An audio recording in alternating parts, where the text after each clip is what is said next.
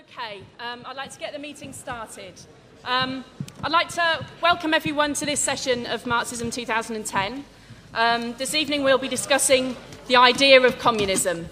My name's Sally Campbell. I work for Bookmarks Publications and I'll be chairing the session. We've got three excellent speakers on the panel tonight.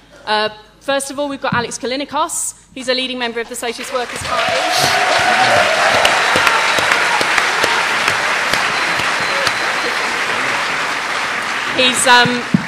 He's a professor of European Studies at King's College London. He's also the author of lots of books, the most recent of which is Bonfire of Illusions, and there's also a new edition of his classic Revolutionary Ideas of Karl Marx. We also have John Holloway.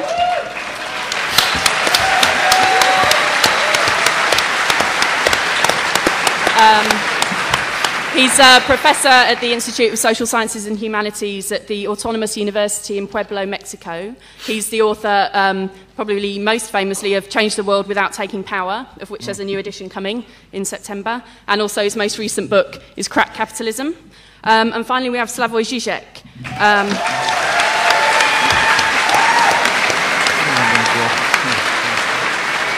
He's cultural critic and philosopher, author of dozens of books, and the latest is Living in the End Times. I'm going to introduce each of the speakers to put their case. While they're doing that, members of the team in the red T-shirts will be going around with speaker slips. So for the 1,000 people in this room who want to contribute or ask a question or put a point to any of our speakers, please take a slip, fill it in and hand it in. So after they've all introduced the topic, we'll open it up then to the discussion from the floor. So first of all, I'll introduce Alex Callinicos.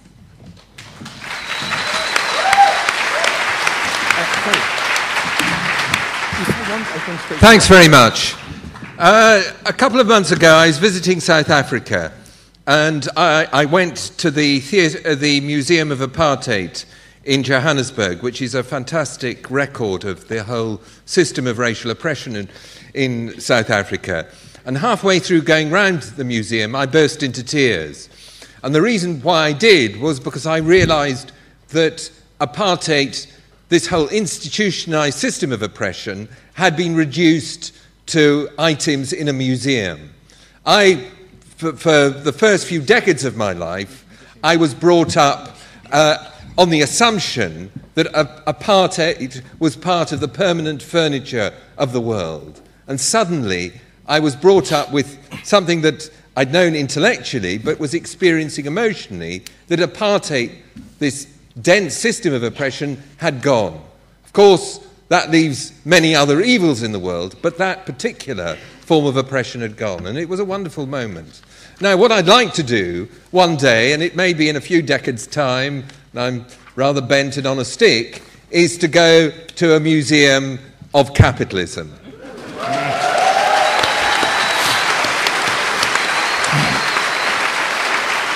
I want capitalism to be reduced to the same status as apartheid. But that poses the question, where would I be if I went to a museum of capitalism? And the answer is in communism, in a communist society.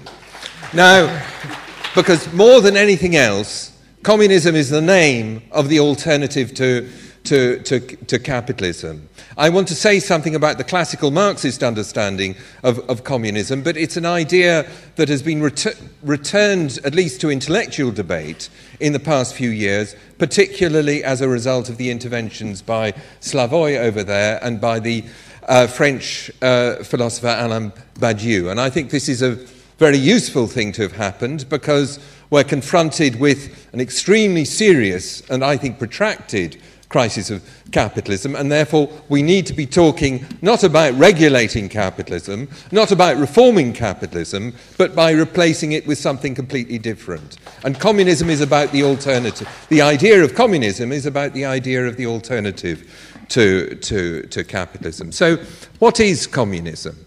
Now, Marx and Engels gave a classic definition of communism in the Communist Manifesto, and they said, for us, communism is the real movement that abolishes the present state of things. And I think that that's a very important idea there, that communism isn't for Marx at least, primarily an idea. Communism is the actual revolutionary process that abolishes capitalism. And implied in that is a degree of skepticism about too much discussion of the idea of communism, as opposed to the development, as Marx and Engels put it, of real movements that can begin to destroy it as a system. But of course that isn't all that Marx says about communism. In Capital, he calls communism the rule of the associated producers. In other words, those who perform the labour, those who produce the wealth, collectively taking control of the productive resources of society. And in the Critique of the Gotha programme, he talks about the kind of principle that would govern a communist society. And this, he says, would be the principle of from each according to his abilities and to each according to his needs, which is, if you think about it, a radically egalitarian principle. You distribute on the basis of what people need, and you demand from people not what you're prepared to pay them, not, in other words, you don't get people to participate in production on the basis of material incentives, you get them to participate on the basis of what abilities they can bring to the whole process of producing things. Now, I don't think Marx's very limited discussions of communism are the end of the story by any means, apart from anything else, because of Marx's critique of utopian socialism, in other words, of constructing ideal schemes of a communist society. He says, I think, just too little about what a communist society would be like, and that's a discussion that we need to continue. But it seems to me that fundamentally, in those relatively brief intuitions that we find in Marx, we get the basis of a good understanding of communism. And it seems to me better than some of the things that have been put around in the current debates, like Badiou, in his writings on communism, vacillates between a very abstract notion of communism as essentially the ideal of equality, which seems to be much too abstract because it says nothing about how production is organised. Alternatively, he's much too concrete because he moves from talking about communism with a small c, the alternative to capitalism, to talking about communism with a capital C. In other words, actually existing communist parties who more often than not are Stalinist parties compromised by all sorts of very fundamental failings. And I think there are two things that are missing from Badiou's discussion. First of all, the critique of political economy, because when Marx talks about the real movement for the abolition of the present state of things, the soil from which that real movement grows, the grounding for any real movement towards communism is provided by capitalist society and its contradictions. And Badiou says nothing about that. Secondly, what's missing from Badiou's discussion of communism is self-emancipation. The self-emancipation of the working class that was central to Marx's conception of how society would be transformed. In other words, the achievement of communism is the act of the oppressed and exploited themselves. No one else can do it for them. Now, turning to Slavoj and John, I think that they both certainly agree about the necessity of the critique of political economy. I'm sure that John agrees about self-emancipation, although I think we have different understandings of self-emancipation. I'd be interested to know what Slavoj thought about that, because it seems to me critical to any notion of a genuine communist transformation or the actuality of a communist transformation. But I think there is a point on which we do disagree, and I want to spend the last time that I have. How much have I got left? 7 minutes, good, that should be enough. Talking about something where I think we will disagree, which is that contemporary discussions of communism tend to focus on the idea of the commons, which is a very widespread idea on the radical left around the world. And very often people talk, so powerful is the idea of the commons, that people talk about communism as opposed to communism. Now, what's the idea here? The idea is that there's lots of good stuff in the world, either natural resources or human creativity and its fruits. And this good stuff is essentially, in some sense, collectively owned. And the problem is that capitalism comes along and pinches all this good stuff and turns it to its own purposes. And that's fundamentally not simply what's wrong with capitalism, but what drives capitalism. Now, of course, it's true that there is lots of good stuff in the world that is a product of collective action or is collectively appropriated in some sort of way, and it's absolutely true that capitalism is coming along all the time and pinching it. Marx talks about the primitive accumulation of capital, the original seizure of key productive resources that makes capitalism possible as a system. But John and David Harvey and other people have stressed that this appropriation of what's commonly owned is a continuing reality of capitalism. It's not just something that happened in the past, it's something that goes on all the time. But I think it's a mistake simply to reduce what capitalism does to that. And there are people who do that. I'm not saying that either Slavoj or John does, but for example, Hart and Negri do. For example, in their most recent book, Commonwealth. And the effect what they essentially do is reduce capitalism to the appropriation of the commons. And what that means is capitalism is essentially an external and parasitic force that comes along and seizes things and turns it to its own purposes. This, I think, is a profound misunderstanding of Marx, and more importantly, a profound misunderstanding of capitalism. Because for Marx, capital, he insists on this, is a social relation. And it's a social relation defined by, fundamentally, all sorts of other things, the exploitative relationship between capital and wage labour. And the relationship between capital and wage labour is an internal, it's an intrinsic one. Each of the parties to the relationship, the workers who are exploited and the capitalists who exploit them, are defined socially by the connection with each other. Why does it matter? I mean, this may sound like a weird bit of kind of philosophical abstraction that I'm engaging in. It matters because it helps us to understand what's happening in capitalism today. Let's look at China, the kind of fantasy world of the apologists of capitalism. If we look at what's happening in China today, of course it's true that commons have been appropriated, that in all sorts of ways the newly developing private capitalist class establishes itself as a social and economic force by grabbing collectively owned land, stealing all sorts of stuff and so on. But that's not what's critical to what's happening in China.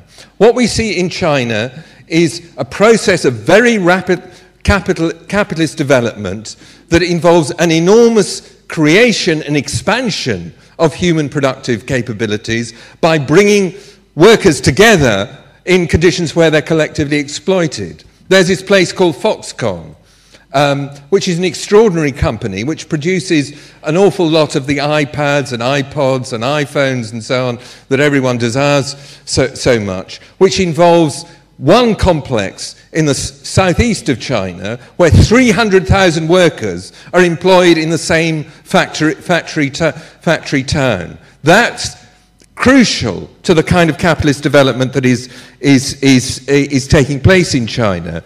What it involves is a vast expansion in human productive capabilities, but on the basis of the most intensive exploitation. What this means is, and this is something that Marx is very insistent on, that communism isn't just about taking back what capital stole, what those collectively owned resources that pre-existed the formation of the capital relation.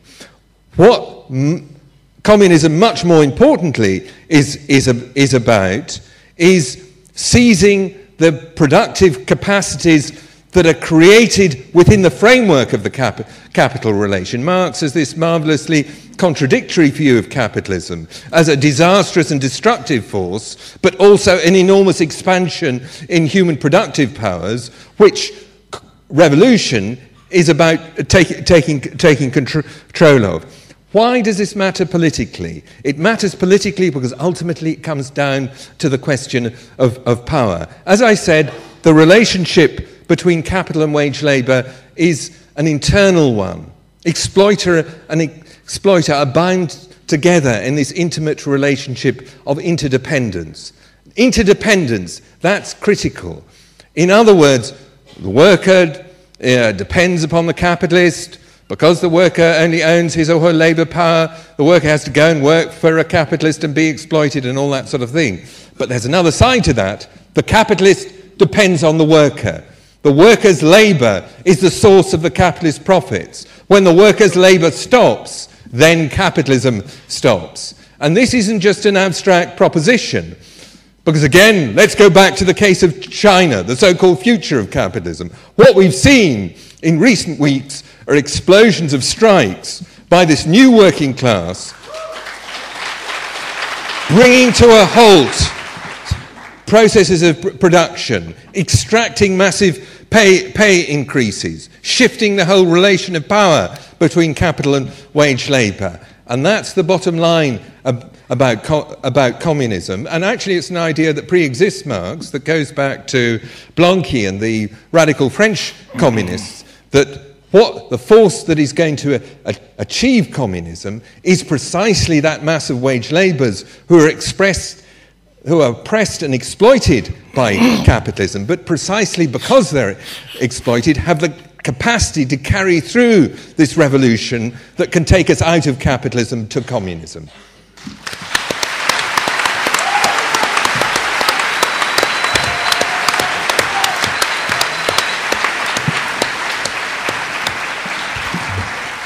Thanks, Alex. Our next speaker is Slavoj Žižek. It's so nice that we can immediately enter into a dialogue, because strangely that you, first let me make a bad taste remark when you said you were down there in South Africa and then you started burst into crying. I thought because England lost to Germany. And, okay, but that's I laughed when England lost. Okay. I also did, so to share our opposition to cheap patriotism. When Slovenia lost to England, my son was almost beaten by his peers because he was for England. So we are all here. But let me go to more serious work. Yes, I share deeply your wonderful idea, this looking at ourselves from the future museum of capitalism. But the first bad news we have today, I was in a couple of them, is that, you know, unfortunately, museums of communism already exist.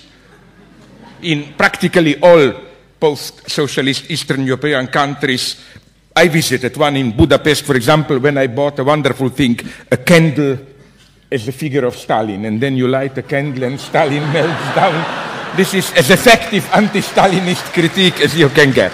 Okay, let's go on. What I also share with you is at least the first part of your critique of Badiou, that is to say his total conscious. You cannot accuse him that he didn't see it. He is absolutely consciously opposed to it, of the very notion that critique of political economy has a place, a direct place, in what he calls idea of communism. My point here would have been simply that what one should do with regard to Badiou is, because Badiou is here, although he denies it, obviously Kantian. He even calls in his communist hypothesis the idea of communism a kind of Kantian regulative idea. And he absolutely opposes any too narrow mediation between this idea and actual social life. For him, this is already historicism. You fall into the historicist trap. What I think is that we should pass here from Kant to Hegel. For Hegel, idea is something which is not just an ideal opposed to reality, but something which has in itself the power of its own actualization, which may sound ultra-idealist, but it's exactly what Marx says in what you refer to him, that is to say, to conceive the idea of communism as a real movement. Maybe our small differences begin with where to locate these real movements. Let me begin with some quite empirical remarks. You know, I was in China when this happened, 3-4 weeks ago when these strikes started. And maybe this is a manipulation, what I was told there. But I wasn't told by official representatives. I was told by these, maybe you know them, Wang Kuei and other critical intellectuals. They told me that these strikes were strictly tolerated, even up to a point, how do you call it, incited by the Communist Party. As part, they think that the only way, to cut a long story short, for China to retain its economic momentum in a situation of worldwide crisis is to insist the purchase power of the local working class. So for them, they are maybe a little bit too cynical. They say, of course, this discontent with strikes was all the time there. The mystery for them is why all of a sudden were strikes not only tolerated, but even that was for them the big sign, positively reported in the media. You know, till now, if you mentioned the word independent trade unions, before you finished the sentence, to put it in bad taste, ironic way, you already had a one-way ticket train to Mongolia, to some camp. All of a sudden now, my God, strikes get positive mention in the official media. But my modest counterexample to you would have been precisely China. What my friends there are trying to convince me is that, exploited as they are, and I totally agree with you, this Foxconn story is ridiculous. The nicest part of the story is this one. It was reported, I hope you know it probably better than me, in the media. You know how Foxconn reacted? It's ridiculous. It's the best of the brutal cynicism of what we call patriarchal caring, charity, human relations, capitalism. You know how Foxconn reacted to this wave of suicides? 3 things. First, all people who work for Foxconn had to sign anti-suicidal pact. It's a bad joke, promising that they will not kill themselves. Second, this is not a joke, that's so crazy about it. Second point, now this we got more into Orwellian ominous waters. They had also to sign a legal obligation that if they see their fellow worker like depressed in a suicidal mood, that they will denounce him to the factory authorities so that they can call a psychiatrist. And the last measure, it's not a joke. Because as you said, these are gigantic factories, they don't have enough space. Most of the work happens in high-rise buildings, which is why the suicides are mostly done by jumping through windows. This is not a joke. They are putting large network around the building. No, so I am the first one to agree with you. But what nonetheless they told me is that, and that's the tragedy of the situation, that in spite of all of this, those who can move to these big industrial cities like Shanghai and others consider themselves up to a point, even the lucky ones. The true problem is background. And there we have a totally different situation of these half-unemployed farmers, and maybe this is at least as important a movement. This is why I think maybe we should show a little bit more mercy towards China. Namely, I was told that these poor farmers who are left behind by this capitalist explosion are starting to organize themselves, and organize themselves in Chinese numbers. A kind of a self-created network. We are talking about tens, according to some sources, even 100, 200 of millions of people. Autonomous farmer self-organization.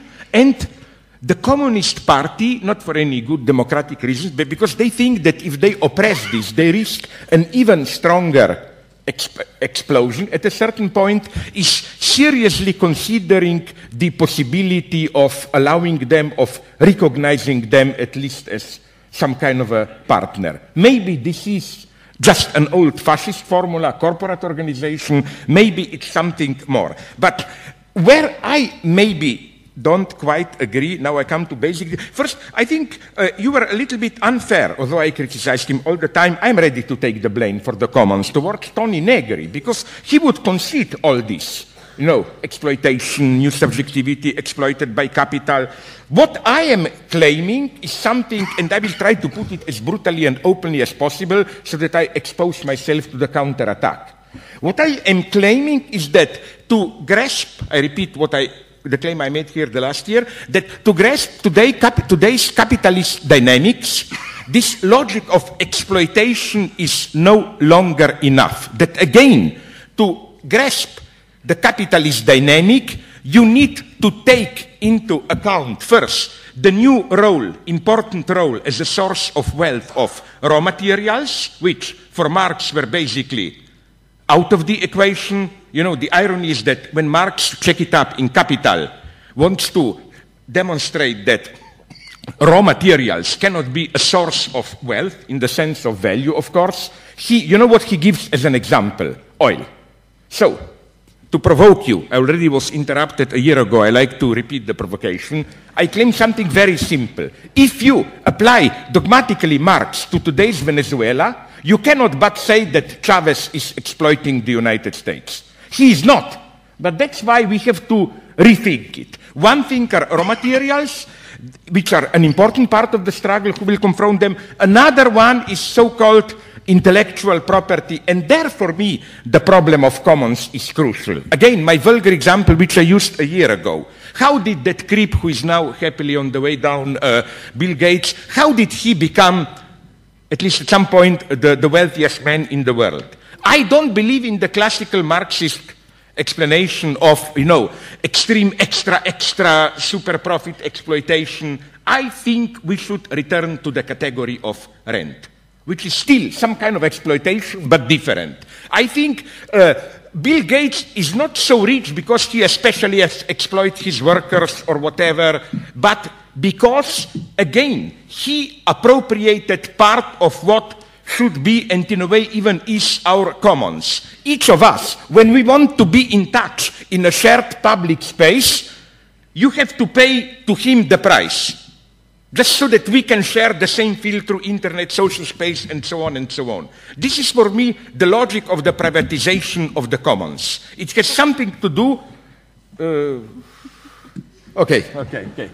I will overcome this quick heart attack and go on. Yes.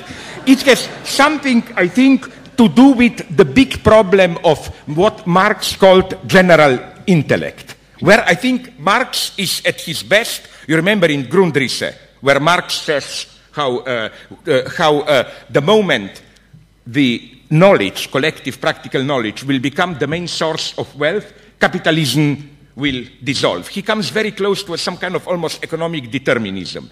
I think what Marx didn't take into account is the possibility of this general knowledge, collective practical knowledge, productive knowledge, being reprivatized again. This is why I think that although I agree with you, commons were enclosed all the time, I nonetheless agree with those who claim that today we have a new, much more radical, maybe even unthinkable for Marx twist in this story. So this was the introduction. Now the shorter part, the main part.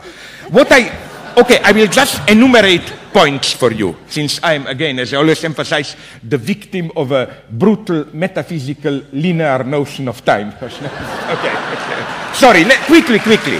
First thing, you know, Museum of Communism. I'm still absolutely for communism. But what this means is that we, the left, really have to take into account the amount of the failure of 1990. What I claim is that not only did a certain Stalinist state socialism disintegrate, now with a 20 years delay, we are getting that also welfare state social democracy is slowly disappearing. And I would add, to provoke you, something which probably you will not agree. But it's my crucial point, that, you know, all those who were criticizing these twin brothers of two versions of state socialism, Western democratic welfare state and Stalinist, usually do it from a position of a dream of councils, Soviets, immediate democracy, and so on and so on. I claim that that one also has to be abandoned. That this was the big dream which died, different deaths. Chinese Cultural Revolution, 68, and so on and so on. I claim this is an illusion. The idea that somehow the authentic working class will awaken in some kind of direct democracy and so on. Second point, when we are anti-capitalists here, now I hope here at least we will all agree Did you notice how today we even have, as my Indian friend Saroi Giri recently told me, wonderful expression, an overload of the critique of the horrors of capitalism. Nothing is easier than to be anti-capitalist today. In all the media, you are bombarded. That corrupted banker, that company which is polluting the environment, that company which is using child slave labor, and so on and so on. It's elementary to say what is wrong here. You can be as much anti-capitalism as you want, but this ethical anti-capitalism always personifies it with, you know, that corrupted. They obfuscate that the question is the question of the system. Even Obama, to whom I still have at least a certain minimal respect, deeply disappointed me here. How did Obama react to BP oil spill? I'm not paid by British Petroleum. I also think they are disgusting. All I'm saying is that you see, we have a great natural catastrophe with unpredictable consequences. Instead of approaching it in a radical way, mobilizing all the people, maybe even the army, at least the US army in this way would have been doing something more meaningful than killing the Afghans. No?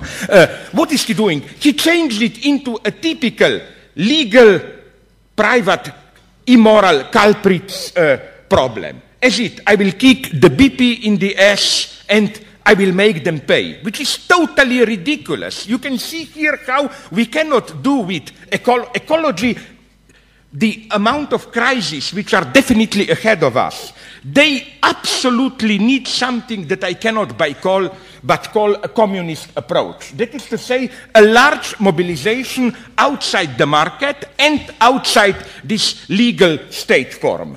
So, again, the problem for me is the following one of communism. I hope we also here we all agree. This basic insight of Marx that the problem of freedom, the true side of the problem of freedom is not the political system. You know, all this measurement done by Western agencies who, in a patronizing way, measure third world countries. Do you have free elections? Do you have independent judges and so on? The true measure of freedom is what goes on in what superficially appears as an apolitical set of civil society relations, production, exploitation, even family, and so on and so on. There, in this, not directly, of course they are in reality political, their freedom is decided, which is why I think that this cheap anti-capitalism, oh, how corrupted they are, BP, this company, that, still implicitly, yes, remains within the scope of this legal approach. We need to expand political democracy to cover it up and so on and so on. It cannot be done. Okay, I will now really sum it up because I would like maybe to engage in a debate with you, John, with your legendary statement, which I hope maybe I misunderstood about, you know, like, let's do our job properly at this local level and somehow now I'm not sure I got you correctly. The way you are radically interpreted is, you know, it's like this, what Hegel would have called subterranean work of slow work, so that you don't have to confront the power directly, you just do this local work. We don't need to take power, but well, to be very brutal and really to sum it up. My problem is one that I read your work. No, the KGB did it. I have it in black book, all the quotes, and all the examples that this is an empirical claim. Please, I would like to be refuted. This is not a rhetorical stupidity. All examples that you enumerate, I claim, still presuppose not only a relatively strong, but even a relatively efficient state, I claim. Yes, I claim, show me that, you know, you can have all these local communities doing their work, always in the background, the state remains. Second point, what to do then when, to put it in very naive terms, how literally am I to take, yes, stop, okay, yeah, I'm stopping, it's a dialectical process, yeah. How literally do you take this not power? Like, now I'm consciously, to provoke you as an aggressive among comrades, we are contradictions within the people, blah, blah. What would you say to Morales? No, step down, rather do your work down. And my idea is not Chavez. My idea is Morales here. We can grab power, why not? We can, in collaboration with all those local movements that you like so much, we can do the work. And if, okay, I could go on for 1 hour, but just to conclude, another point which I think we share. People, when we dream about society to come, people usually tell us, oh, this is utopia, this is impossible. Just to conclude, really, don't, I see your evil eye, I mean, through my ideological eyes, I see the red ladder and you are whipping me. Okay, sorry. Sorry, you know that it's typical when people tell us impossible. Did you notice how, in what a strange way, the signifier impossible functions in our ideological space?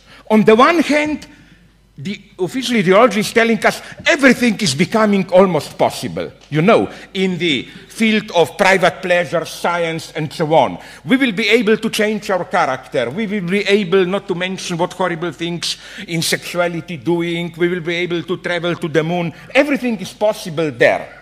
But the moment you approach social relations, there are more and more things which are impossible, you know. As if the message of the ruling ideology will be able to travel to the moon, to Venus, will be able to become immortals, of course, why not?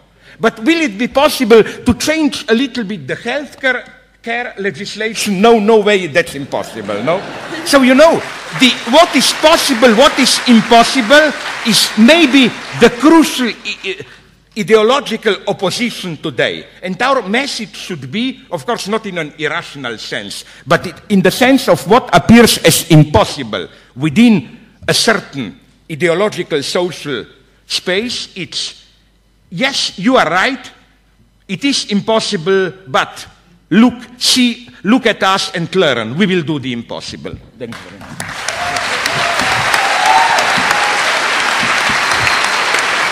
Sorry. I got too much. I would like to hear. I see from your evil smile that you are already preparing. Okay, thanks. And our final speaker is John Holloway.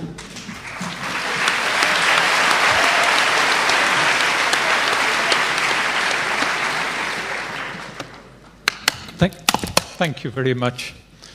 It's lovely to be back again. It's lovely, and it's a little bit frightening. It's a little bit frightening to see so many people and to see the big queue beforehand, all those people waiting, and you think, my goodness, what are you all doing here? You know? My goodness, why do you all want to talk about the idea of communism? And can it be perhaps that we are all here because we are all communists?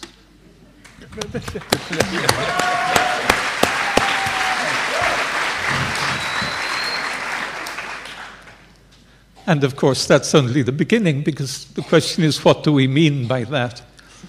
And I loved Alex's museum, the idea of a museum of capitalism. That's really lovely. The only problem is, where is it? And I think he says, well, it's in communism, of course. But where is this communism? And I think my fear is that communism becomes a kind of land of Oz, you know, somewhere over the rainbow. And it's not like that. It can't be like that. It seems to me that no, that communism is very much here and now, and we have to start from that. If we want communism, if we are communists, then we must start from the idea that communism is already here and now. And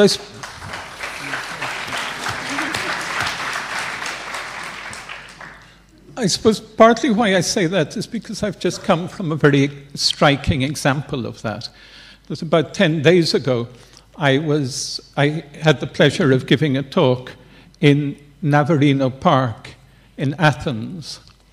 And Navarino Park is very interesting because it's really a garden created, a community garden created in the middle of the city.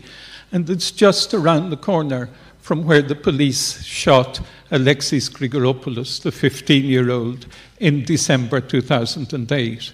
And with all the huge riots that followed that shooting, one of the things that happened was that people occupied a car park just around the corner from where it happened, near the center of Athens. And they tore down the walls of the car park and they transformed it into a garden.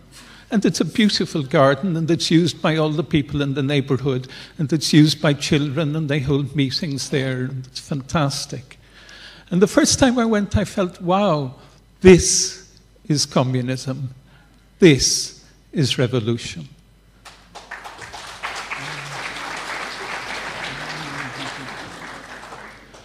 And I still feel that strongly. I still feel very much that that is where communism is. That is what communism means. Why? I think firstly, because the garden grew out of a no, grew out of a yeah, basta, yeah, we can't go on. We can't go on living in this capitalist world. We can't go on creating and recreating capitalism because it is destroying us, and it is destroying us very quickly. We have to break the logic. We have to break the logic of capitalism, and we have to do it now, not in some far-off day in the future.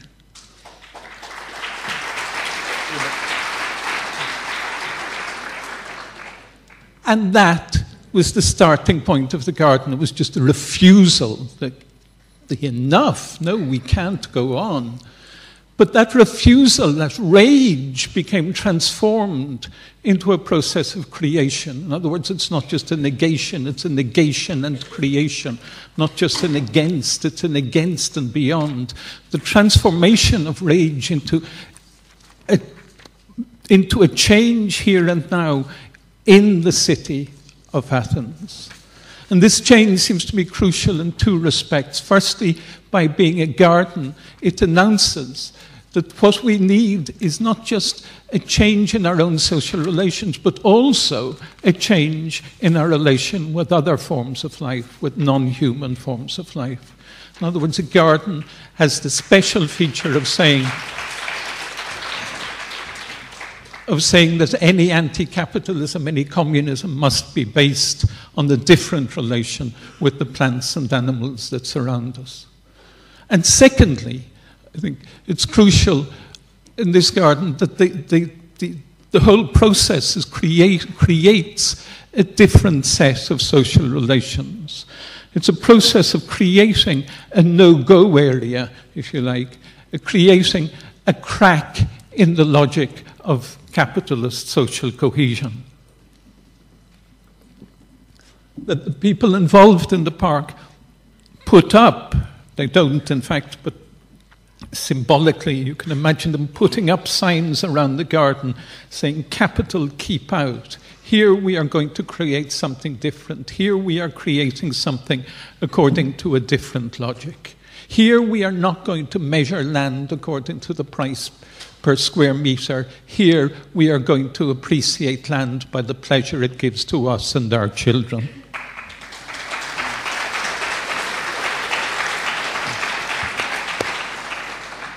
So these non-capitalist, it seems to me that they are non-capitalist social relations, non-capitalist in the sense that they break with the logic of capital, that they consciously create relations that are asymmetrical in relation to capitalism, relations of horizontality, relations of cooperation, relations of friendship, of love, if you like, relations that do not fit in to the logic of capital. So you've got the creation then in this area of a communal structure, something that develops and takes up and develops the whole communal tradition of anti-capitalism, the whole way in which the movement has always tried to develop, to organize itself, to find forms of taking decisions that are horizontal, that involve everybody in the struggle of capitalism. So you could think of the garden as a space of communism. That communism then exists. It is not in the far-off future because we don't know if there's going to be a far-off future. communism exists, and it exists in the interstices of capitalism. That's where it exists. And it exists in the interstices of capital as an interstitial growth in, against, and beyond capital.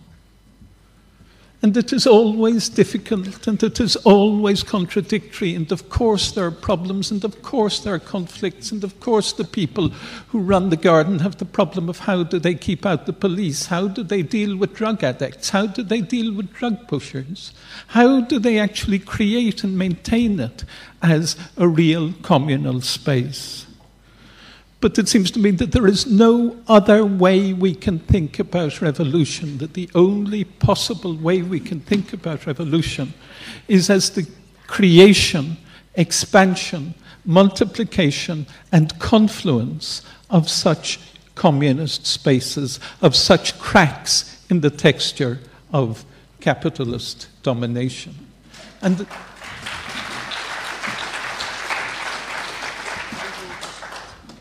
And it seems ridiculous. It seems ridiculous until you begin to think that, in fact, this Navarino Park isn't just a kind of tiny local example, as Slavoj would probably like me to say, or might, but it is actually something that exists all over the place, that all over the place people create spaces, they create no-go areas, they create areas in which they say, no, here capital will not come in. Here we are going to develop our lives according to a different logic.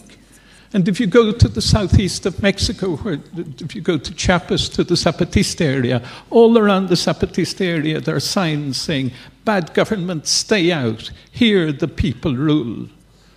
But it's something that you can imagine in Navarino Park, as I said. It's something that exists around occupied factories. It's something that exists, say, in the free software movement. It's something that we all do. It's something that we all do in our relations with our children, in our relations with our loved ones.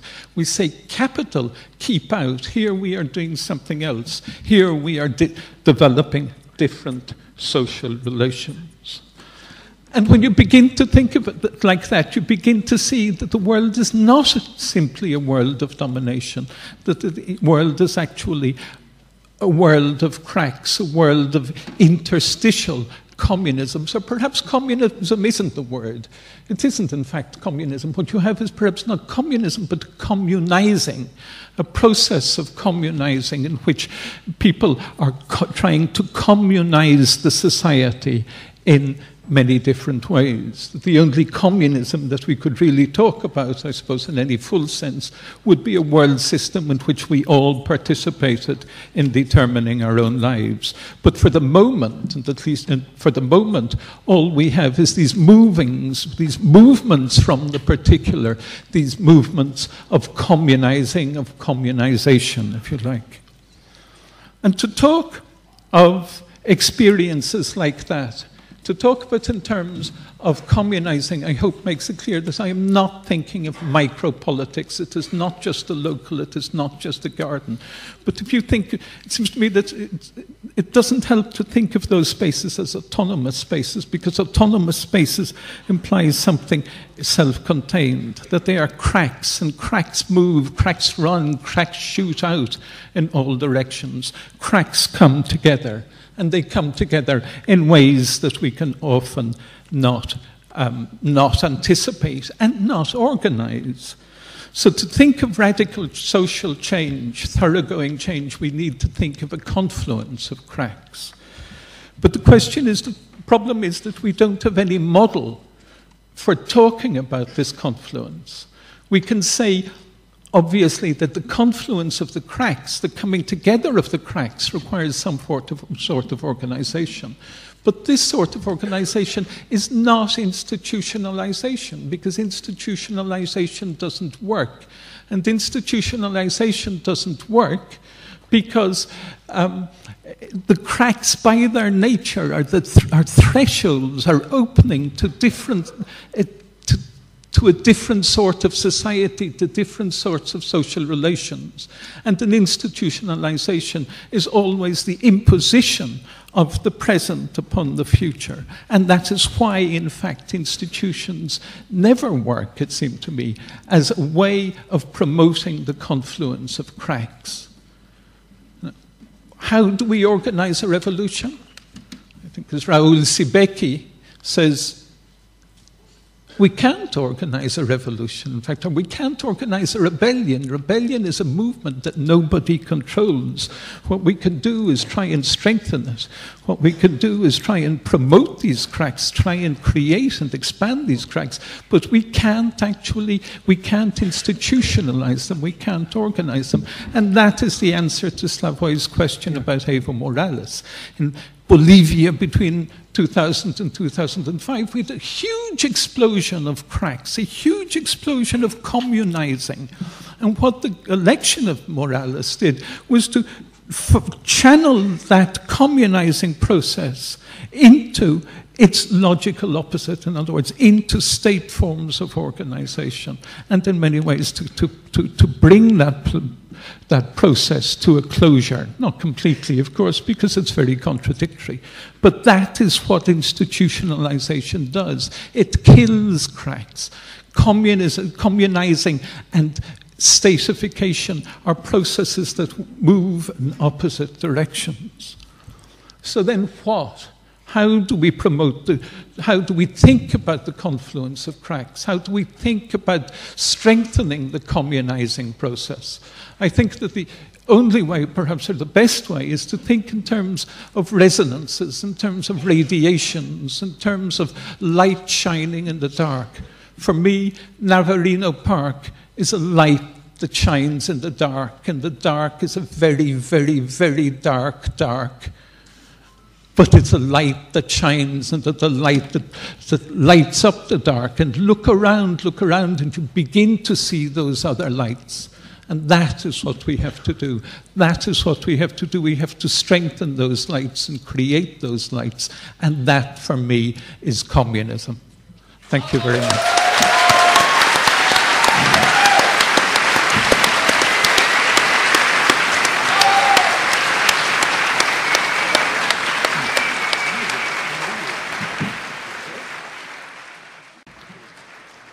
Okay, we've had lots and lots of slips put in for contributions, and also a lot of questions to read out.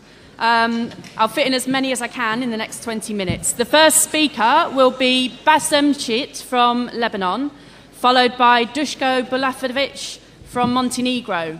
There's a microphone in the middle and one at the front, so please come and use a microphone. And just while the speakers are coming up, I'll read the first couple of questions. Can we have quiet, please? Do we answer one by one, or? I'll bring you all back at the end.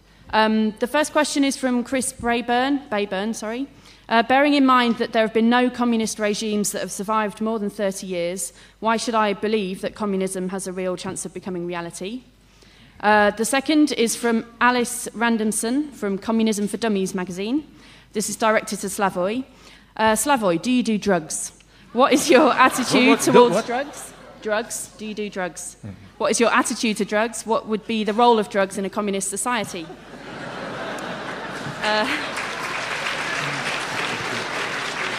And the third question is from Pauline Wheatbowen from Unison. Would you say that communism is not only possible, but inevitable? Okay, so the first speaker is Bassem and then Dushko.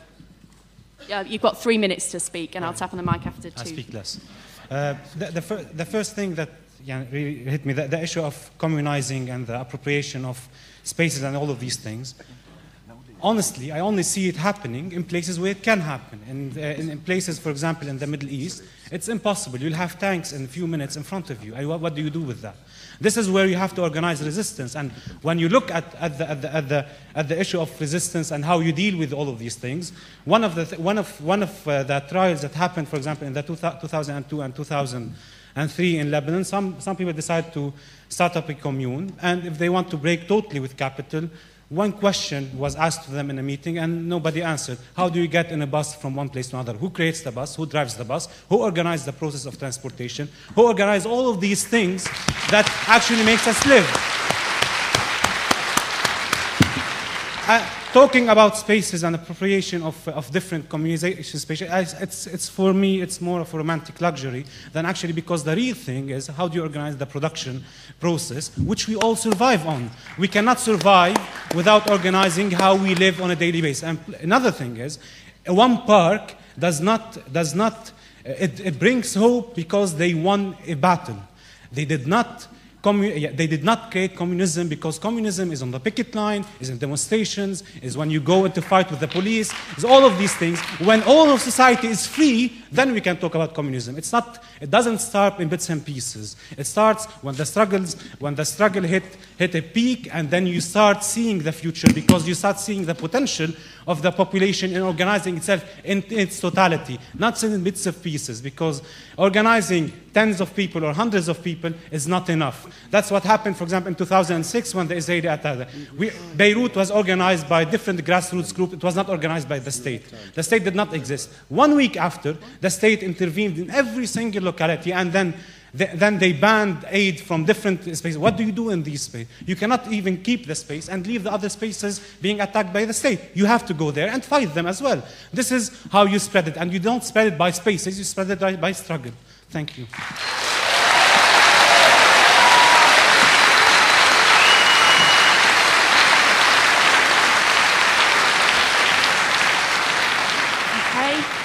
So the next speaker is Dushko, and he'll be followed by Rachel Eberl from Waltham Forest.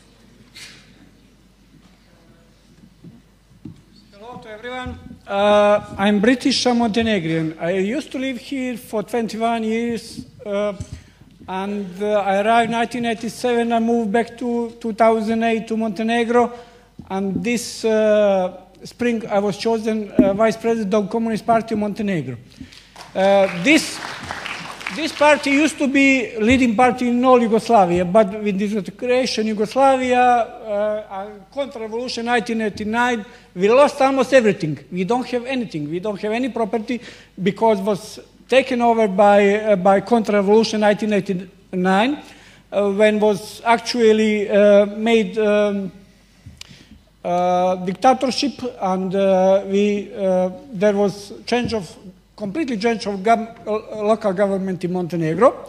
A Communist Party changed the name to Democratic Socialist Party. What is not democratic at all, what is not socialist, what they done, they privatized everything, they destroy everything what 3 generations, our grandparents and parents and my generation built in Yugoslavia, they destroy in 10 years. What we were building since in all 20th century, they completely destroyed. This means, what they done? They first, they legally take all property. Property was the government. All factory was property of workers.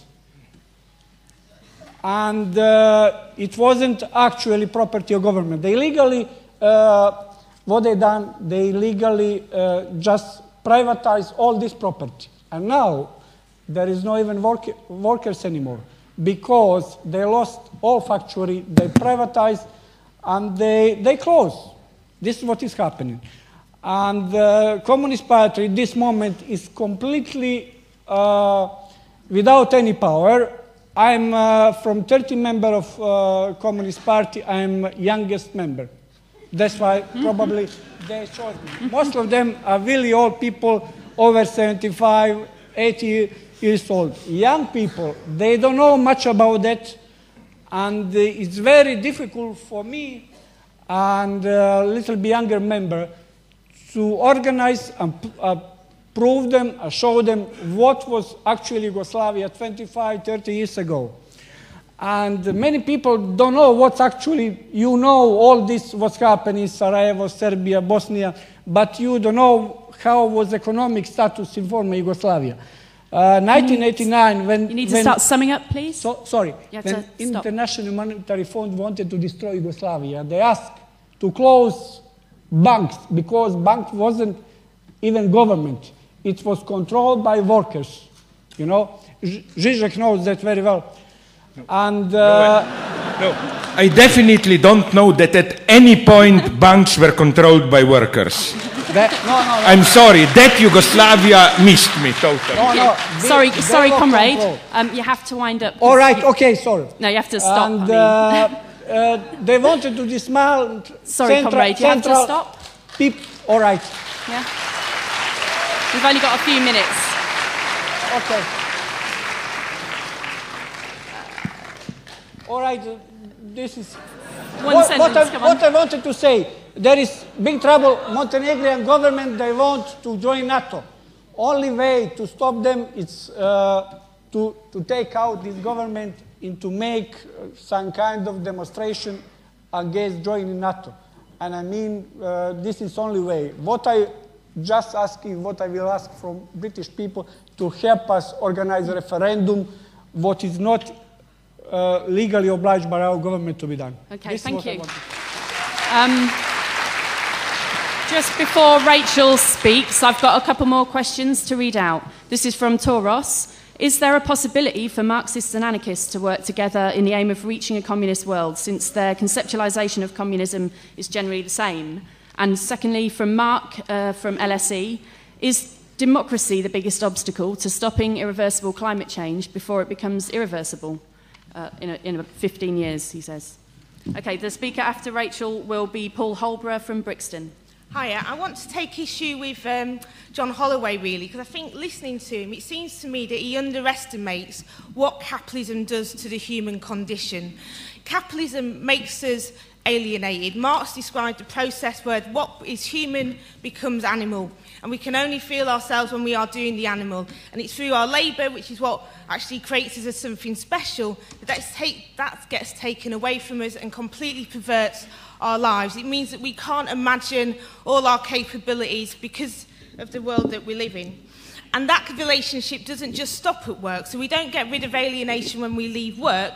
It carries all through our lives, which is partly why so many people feel that they can't think, that they feel that they can't dream. And it's through resistance that you do see, well, partly you have to dream if you're a Marxist and want to imagine a better world. Part of keeping you going is thinking about different possibilities. But it's important to also realise that your dreams are based in the world that we live in. So if you just think about, I'm a healthcare worker, and as far as I can get when thinking about health work is better hospitals, because that's what I've known, that's what healthcare is. Nicer drugs, more research on drugs and better hospitals. But actually, in a whole change, a revolutionary change, everything gets up and played for grabs. And in that, all our ideas change. And what's exciting about within resistance is that dreams and dreamers are created. And those dreams, some have contingency, you know, when you think about from the early Chartists and their sort of dreams about wanting land and wanting more. But one of the main things that people want is to be in the driving seat of their own lives. And I think that's what John Holloway doesn't see. If all we can have is a park or a series of parks, then we're not fundamentally changing. It's a funny thing, because it's like we need to dream, but we also need to realise that our alienation perverts our dreams, and it's only in acting and changing the world that we can unpervert our dreams and really release our own imagination and dream the dreams we need to dream.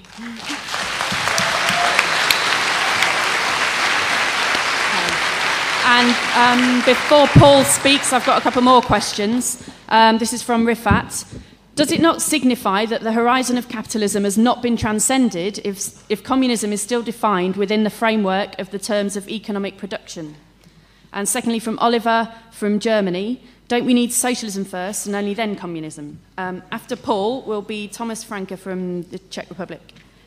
Comrades, these debates are fantastically important, because they are a real riposte to those who argue that Marxism is a dead dogma. It is not. It is a tool to try to explain the world. But I must say that both to Slavoj and to John, that my perception of the world differs radically from theirs. John mentions Navarino Park. Slavoj mentions the anti-capitalist overload. Now, I think it's very difficult to explain to Greek workers that there is an anti-capitalist overload in Greece when they're being asked to take a 20% cut in their wages. I think it is also, quite frankly, unbelievable to point to Navarino Park as a way of resisting the vicious attacks of the Greek government and indeed followed by other European governments across the continent. And it seems to me, therefore, that where we in the Socialist Workers' Party differ from those other people on the platform is that we believe that our tradition looks at the democracy of workers in struggle. So that, of course, there is a perception in China that Foxconn is going to herald a more tolerant Chinese working class. But, comrades, I do not believe that for one moment. The Chinese ruling class is a vicious ruling class that will use any means possible in order to hold down the Chinese workers. And what Foxconn have done is to frighten the Chinese ruling class into trying to hide their weakness. And therefore, I believe that revolutionary Marxists say that the question of workers' struggle, and I don't agree with Slavoj, the question of workers' councils of trade unionists and neighbourhoods, they are not an imposition from revolutionary Marxists. They are an imposition from the experience of workers in struggle. What I believe we've heard tonight from those two is very interesting, very entertaining, but in no way points a way forward to change this rotten world. Okay, before Thomas speaks, I have a couple more questions to read out, and I'll just point out I've had this many questions, so we won't get through them all. The first question is from Richard from the CWU. Yep, to Slavoj. We now have the new international philanthropists like Bill Gates throwing money at good causes. I wonder if you could say a few words about these good people, or neo-communists or neo-paternalists, or whatever name you care to give them. And the other question is, please justify Slavoj's view about direct democracy, that it is an illusion, especially if you take into consideration the huge capabilities of computer networking. Networking. And after Thomas will be Judith Orr. Comrade Zizek, I want to thank you for three things. I want to thank you for that you as an Eastern European, as an anti-Stalinist and a former dissident, have put Lenin back on the map. To get Lenin into the Financial Times, that's a wonderful feat. I want to thank you for coming to our demonstration in Prague against the missile defense shield the US wanted to establish in the Czech Republic. And as a third, I want to thank you for being frank in your last interview for The Guardian, where you admit to bluffs and because some people have taken all of your writing at face value, and it has done some damage, I think. I'm also a bit baffled that you still hang on to Bill Gates and oil in Venezuela as being in contradiction to Marx. That's one of the first things I think that the value theory of labor actually only applies to products that are produced in perfect markets.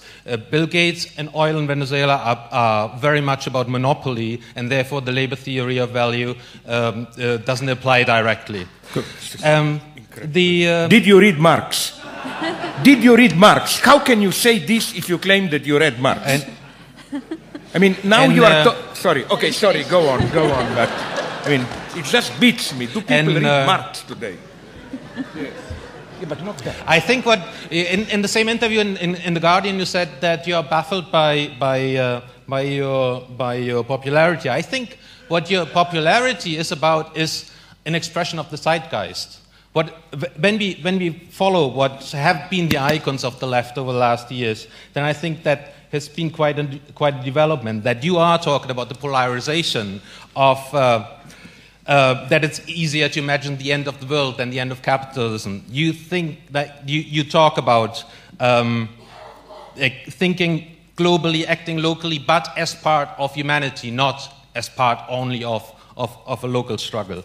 And you bring to the fore the immediacy, the importance of Lenin in that looking at the actuality of revolution in the here and now, the cracks in the system, not as a locale in the center of Athens, but in the social relations. In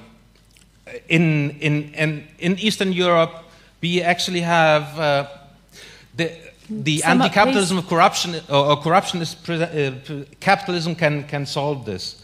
Okay, and what we have in the Czech Republic, I think, is that we in a sense made the whole Czech Republic a garden, and especially the place where the United States wanted to put their missile base, because we showed them the door. We were able to defeat their plans.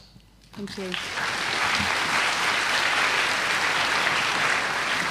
Okay, again, I'd like to apologise to all of these people who I haven't been able to either read their question or call them. Judith will have to be the last speaker so that I've got time to bring all three back. So thanks again for everyone who contributed. I think that when John Holloway asked, you know, why is everybody queuing, and it really was incredible to see that queue, and incredible to see the size of all these meetings at Marxism. And I think it's what the speaker said, is that, you know, we can all agree that we hate capitalism, can't we? I mean, it's clear to us all what is wrong with capitalism, what it's doing to ordinary people around the world, and maybe now more clear to more millions of people than really we've seen in some generations in terms of what's happened with the crisis. But of course, what we're debating tonight is, what is the alternative, and then how are we going to get there, isn't it? Those are the things that we can disagree on, or debate, if you like, if we're all agreed that what's happening right now we don't like. And I mean, absolutely clearly, we're looking at, well, if we look at Eastern Europe, if we look at China, if we look at other countries that claim in some way to be an alternative to capitalism, they're not.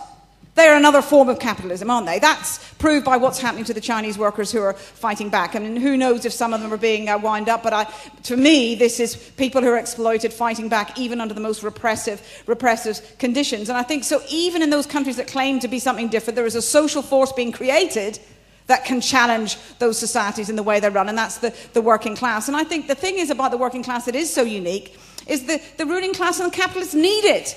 Because how else do they create their surplus? How else is the wealth created if they don't have workers? And therefore, we have a force that is created within the belly of the beast that can actually challenge the system. I don't think we can just create lots of little bits of socialism until they don't notice that we've taken over the world. I think we have to create a force that can actually smash it and change it for that.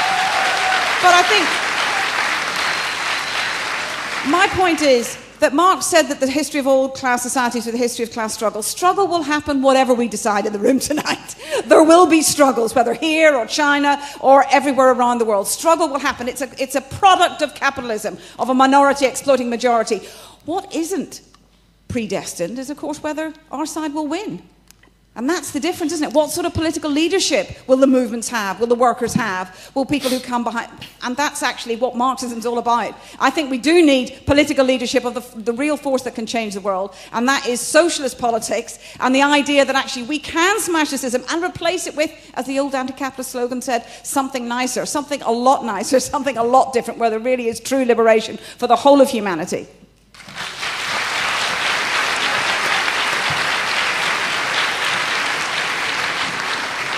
Okay, just before, I'll bring the speakers back in the same order they spoke.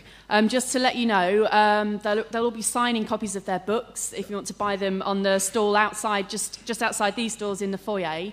We do have to leave the room because there's a play in here straight after this meeting. So first of all, I'll bring back Alex.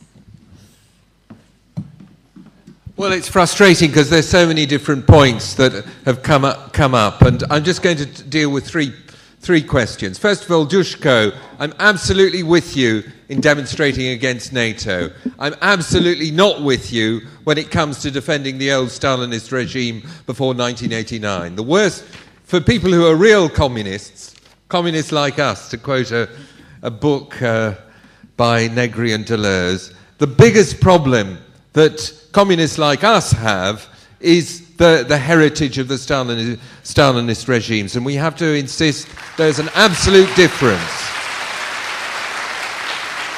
what we're fighting for and the old regimes. That's one point. Secondly, Slavoj, you really, all this stuff about intellectual property and immaterial labour, honestly, it's a total dead end. Don't go near it. Honestly. I mean, stop. Bill Gates, at the minute, Apple has overtaken Microsoft in terms of stock market value. What does Apple sell? It doesn't sell software. It's crucially isn't to do with intellectual property. It sells things. It sells very nice things, computers and iPhones and things like that. It produces material goods that are made by those workers in Foxconn. All this stuff about immaterial labour, what Marx shows is that under capitalism, all labour is immaterial. And John is very good about this in his new book, Crack Capitalism, because all the work that we do is subject to the imperative logic of competition. That means that our work, our productivity is constantly being compared with the productivity and work of workers in other workplaces. We're subject, in other words, our concrete labour is transformed into the abstract labour, which is the source of the profits that drive the system. That's the critical thing about Marx's theory of value. And all this stuff about services and immaterial goods and immaterial labour is a total waste of time. And you should just get away from that, Slavoj, because it's a big mistake. Final point to do with what John said. The picture that you paint, John, is incredibly inspiring. But the problem is that logic, that remorseless logic of capitalist competition, the logic of abstract labour, constantly seeks to crush and to close those cracks. And the only way we can keep those cracks open and widen them is to establish a different social logic. And to do that, we need power. And the thing that I think I disagree with both of you about this. I don't think that power is reduced to what we can do when we can make a garden or form some better way of living, which people do all the time. And I don't think power, alternatively, is just a matter of the existing state. I think there's a third form of power that comes when people organise collectively to resist their exploitation, and out of that power we can get a different way of running the world, and that's what will produce communism.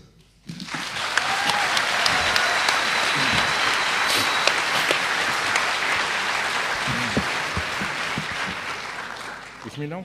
Okay, again, like you, I'm sorry.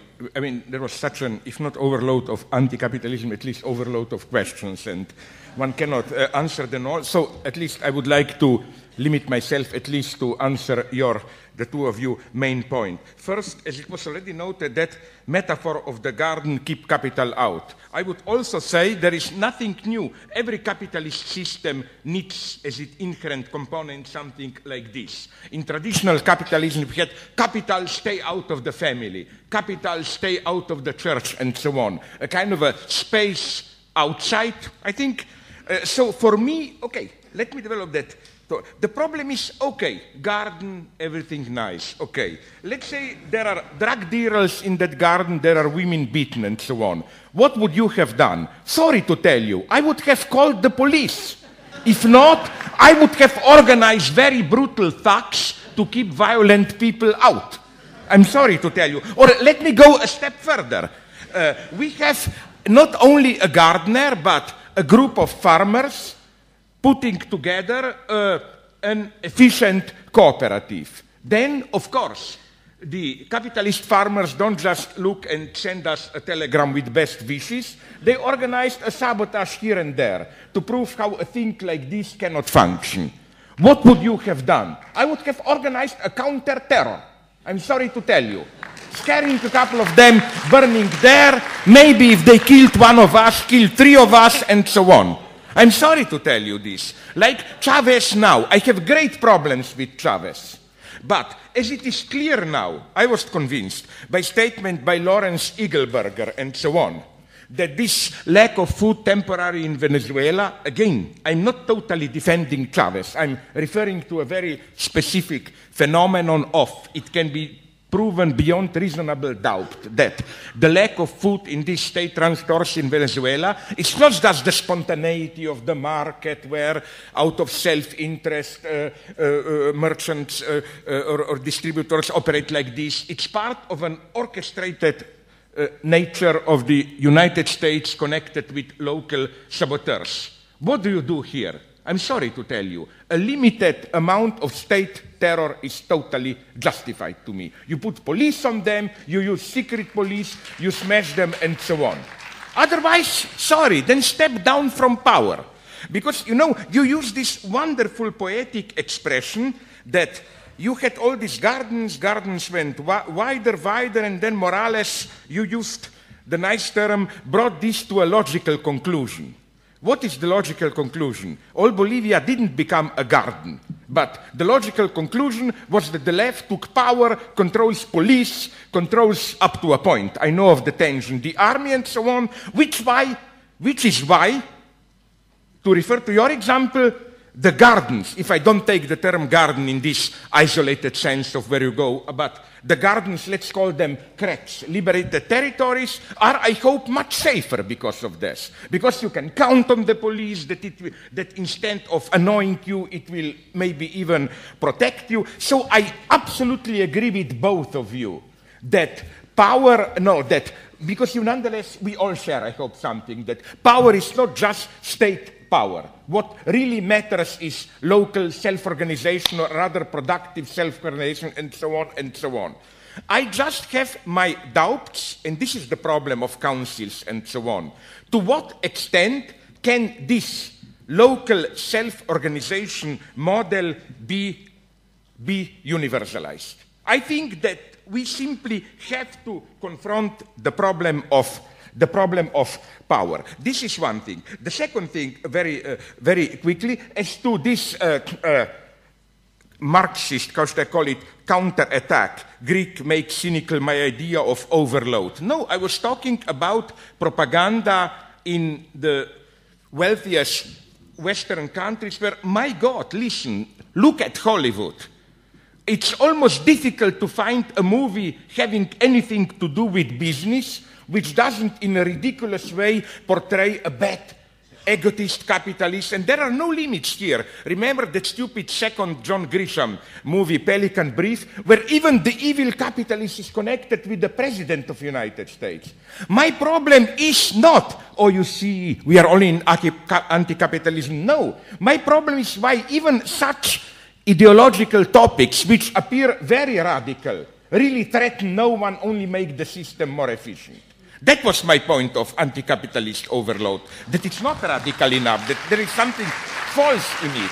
Now, a more sensible question, with which I will, don't be afraid, conclude. This point first about working class exploitation, all that complex, and so on and so on. Sorry, but I definitely think that today it's much... First, let me say something. It's so easy, you know, to play the old card. No, the working class will arise against exploiters. But I take very seriously communism. And this is why, for me, really, as you both emphasize, it should be a real movement. Not, as my good friend Badiou is saying, an idea of communism, which then, as he concedes, from time to time it explodes, like under Spartacus, Rosa Luxemburg, and so on. That's not enough. What interests me, to put it in very naive terms, is where today do we see, if not already, elements of communism, at least to be very brutal, but in the authentic Marxist sense. Where do we see contradictions, antagonisms? This is for me the only real question, my God, for which it is clear that even in the long term, it will not be possible for, no matter how reformed, democratic, multicultural, tolerant, liberal democratic capitalism will not be able to not resolve, but even keep in check these antagonisms. And in a very modest way, I try precisely because I'm also like you, guided by the problem. Let's not dream about abstract communism. Where do we see traces today? I claim ecology, I claim intellectual property, I claim biogenetics, maybe the list is, I claim, of course, and this is for me crucial. Here, for example, I claim we should make a step further from Marx. Let's be very clear. For Marx, the ideal radical pure form of capitalism was one in which legal equality, we are all citizens. I know you want to stop the voice of truth and so on. Because there was, okay. But the whole point of Marx is that legal equality, we are all free citizens, is the very form of how in the civil society as legal free subject we assume being exploited and so on and so on. What I claim, it's a very commonsensical claim, empirically, in the best British empiricism sense, is that obviously today's capitalism, this is for me the big meaning of things like, which I agree with you in a mystified way, are described by Agamben as homo sacer and all that, is that capitalism, in order to function, no longer can even afford this universal equality.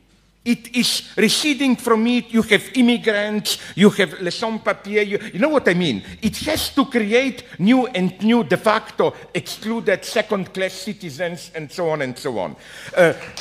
That's again another, my God, I'm very practical here. Isn't this another site where we can start the struggle? As to Apple, you know, I don't agree respectfully with your example. Yes, I know. Apple is selling products. Microsoft also, you buy a disk and so on.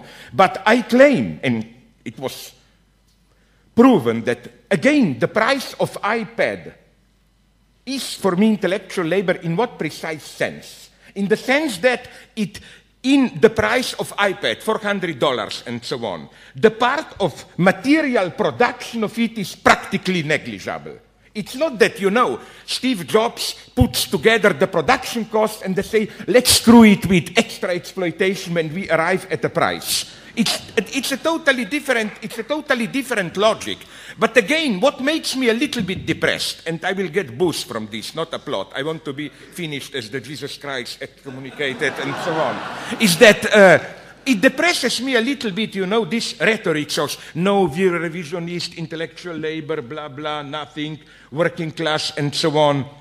I don't see. I think, no, this is bad news, but no matter how long you will wait, you will not get a moment when this authentic working class, the way we knew it, will reappear, and so on and so on. I claim that working class is today structurally being split, you know. Like, where do they fit the definition of working class? If there is an absolute human tragedy today, and typically those who speak all the time about human rights never mention it, is today's Congo. You cannot say this is working class.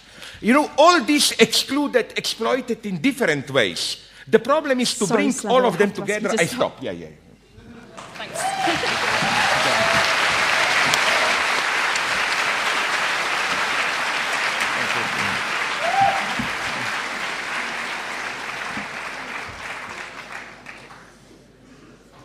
Yeah, our problem is surely that we all live in a society dominated by a suicidal dynamic. The dynamic which Marx analyzed in The Law of Value, the dynamic which structures production according to faster, produce things that will sell, produce them as fast as possible, as quickly as possible.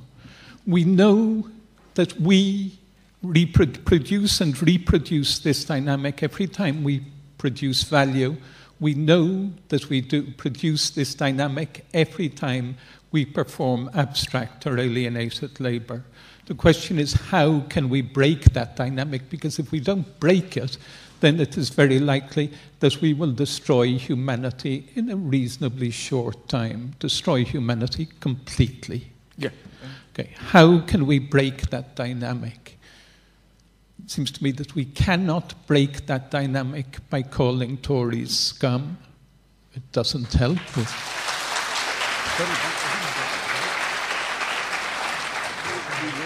We know that they're scum. We know that the Labour politicians are scum. Why waste our time saying it? We cannot do it either calling for socialist policies, because any thing that a state does. States are forms of organization so integrated into the reproduction of capital that they cannot break that dynamic. And if you look at what's happening in Bolivia, Bolivia is not trying to break that dynamic. What is happening in Bolivia, what is happening in Venezuela is very exciting indeed. But the dynamic of capitalist production is being reproduced in both places.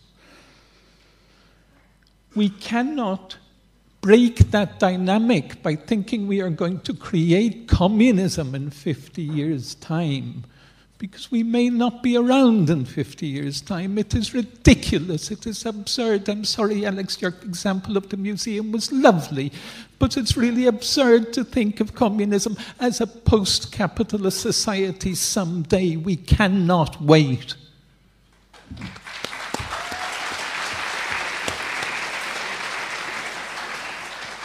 How do we break the dynamic? The only way we can break the dynamic is by refusing and by doing things in a different way, by producing in a different way, by creating other social relations.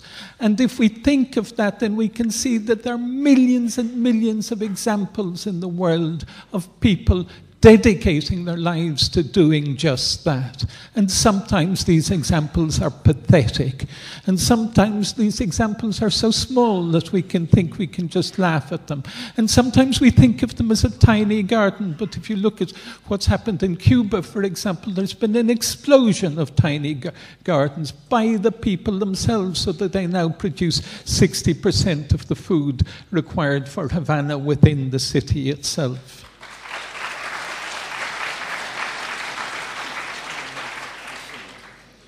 And Alex says we need, if we want to build these cracks, if we want to expand these cracks, we need power. Yes, but we don't need their power. We need our power. We need our coming together.